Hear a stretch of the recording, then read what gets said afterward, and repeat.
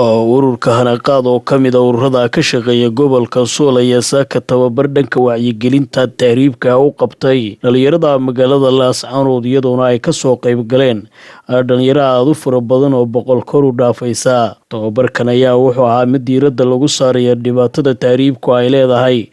waxaana halkaasi laga sheekeeyay dhibaato fara badan oo dhalinyaradii halkaasi ka hadashay ay kala kulantay tahriibka. Umar telefishinka Som News oo kala qayb galay dadweynaha halkaasi isugu yimid ayaa waxaa si weyn halkaasi loogu qaadaa dhigay dhibaatada reer Laascaanood iyo waalidiin fara badan oo Soomaaliyeedba ay ka dhaxleen dhibta ay tahriibku ay iska leedahay. Waxaana halkaasi ka hadlay mas'uuliyiinta kala duwan iyo macallimiinta casharada tahriibka bixinaysay si weyn uga digayay dhalinyarada inay ka fogaadaan dhibaatada. Billahi minash shaytaanir rajiim. لا خير في كثير من نجواهم إلا من أمر بصدقة أو معروف أو إصلاح بين الناس ومن يفعل ذلك ابتغاء مرضات الله فسوف نؤتيه أجرا عظيما. iyo wax lamida cadaabti rabbina waa daba socotaa cid kasta oo tahriibta oo nafteeda ku weeyda tahriib waxay la kulmaysaa xisaabtii Ilaahay waa halag waxyaalaha qofku naftiisa dilay ka mid tahay sida culimadu inoo sheegtay. Markaas aynu isu taataabsiino oo aynu bal uga hortagno in aynu in yar hakino tahriibka ayaa waxaynu qabanaynaa maanta barnaamijkan haddii aan dib ugu noqdo waxa bixisay fankeeda waxa bixisay DDG waxa noo soo gudbisay talawadaha ururka la yiraahdo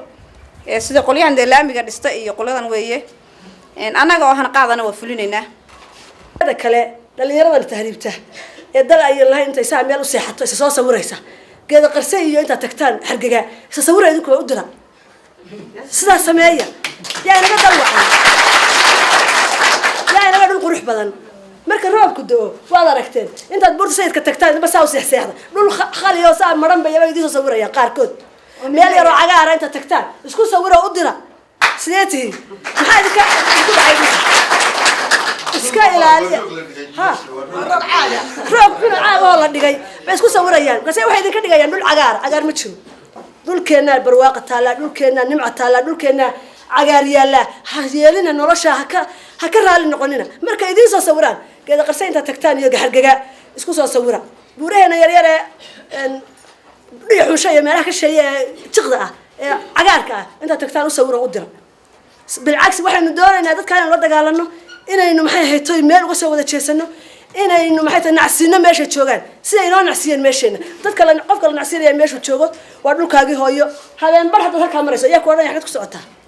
waa la dilaa waxba qof walba wuu ogyahay qof walba gurigiisa ka maqan yahay